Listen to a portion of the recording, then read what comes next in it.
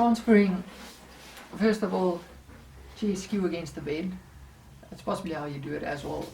Most of the time I do have my chair set up nicely for me, and especially at home it's the same height, my bed to my chair. I can get onto higher beds and lower beds depending on what, but if you can get your bed at home the same height to get on off the bed or couch, it definitely makes a big difference, but it's not important. You get used to whatever height. Okay, so when I started off, obviously once again balance is the big thing. When I started off, I had no clue about how to do this. I couldn't transfer once I got out of rehab. We're not in rehab very long in South Africa, and they just tell you it's probably not going to be entirely possible with our triceps or a transfer board.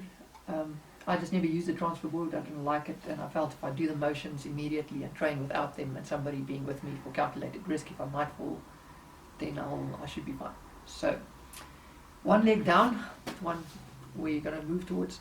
The reason why I leave this one up is then my bum is automatically a bit higher from this side, so I don't have to lift that much. Yes, and then initially when I started, obviously for balance is a big issue. I leaned on the bed and then it's easier to push forward. I'm just going to take my glasses off for this.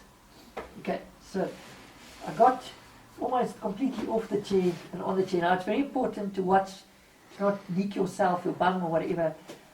Luckily I'm incomplete, so I actually can feel where my body is, but it's not necessary at all because you can see I can feel my hand where I am.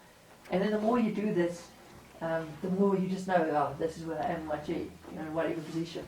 And then from there, I actually used this movement here. Fell over my arm, pushed up from that side. It was a bit of a mission. And then it was to get under this arm out from underneath here. And then that's how I got up. But yes, it's a lot of power. As you get stronger, you can do it. But that's how I got my bum on the bed. And I'll show you now how I get my legs on the bed. And then for getting onto the chair, the reason I do that is in the end it's just lifting my bum, not your whole body. Bum, not your whole body. So getting on the bed, chair again. Same story if you do it from scratch. One foot on the chair, other foot off. Make sure your brakes are fine. Obviously on a slippery floor, it's a bit more dangerous because the chair wants to go where you put weight on it. So just make sure you know where your chair is going. But the moment your hand goes backwards, then normally it doesn't slip that easily on a tile floor. So, but I am definitely more careful on a slippery floor. Okay, same thing. I'm leaning on my elbow. The balance is there, and using this arm locked or not, but it's there. Now it's on my head. You can always slide over. And same story from here. It was just about, I'm actually pulling more with the right arm. I'm on it, and then coming up. And that on there. That's how I did it. There's no triceps needed for that. That's just how you do it. Then as I got stronger and more clever, he said, Officer, alright, let's make a video. Okay, Officer, so here's klaar. Officer, kom, af. Officer. Sorry about that, my dog Pisa. Then, now how I always transfer now is it's very quick. I'm going to do it quick. I go forward onto my elbow, so my elbow is where the balance is. And from there, I push forward and pull on my elbow, and I just slide across. And I'm talking while I'm doing this, and then I'm there. And actually, when I get off, I don't go on my elbow. I keep a locked arm. Somehow that's just easier for me. But same thing. I lock my arms, and then I make sure I get my foot in the right position. I'm half off, half on, but you're not going to fall because the chair is between you and the bed. It does take practice to know when you're safe and when you're not safe. But once again, my arm's locked. In the beginning, when I do all this stuff, my hand will be as close as I can to here. You'll see I lick my palms. If you have gloves with rubber, just so my hand doesn't slide. I don't like gloves. So the lick is, it's not even wetting it, it's just putting a little bit of moist so I don't slip on my chair. But there's a big difference between going from putting your hand there and putting your hand wider. You need more strength in the little bit of muscles, pec minor, if you have. But yeah, so basically, sleep to make sure I don't slip. And then same thing forward, and then from here, it's just one quick movement. But I mean, I can talk while I'm doing it. Now I'm safe on the chair. This is now very controlled. Normally I do it in one go and I'm in the chair. But then, yeah, you need to know your story already. Same thing. You don't have to go down on your elbow when you transfer.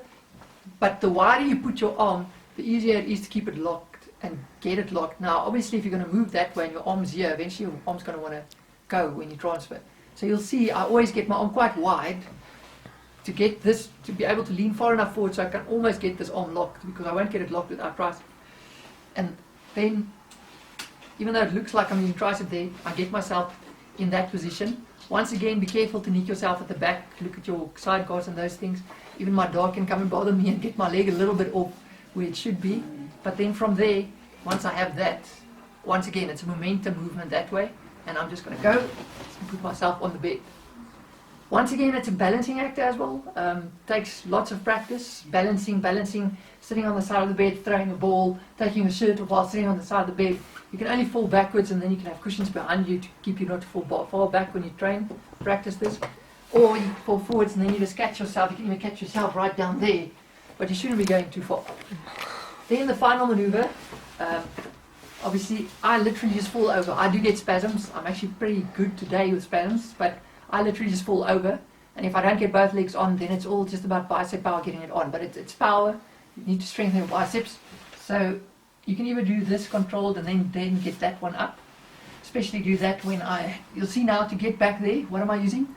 This arm. It's not anywhere triceps from there, it's this arm that's getting me up. But I know where my balance is and where I can use momentum. Key thing is momentum.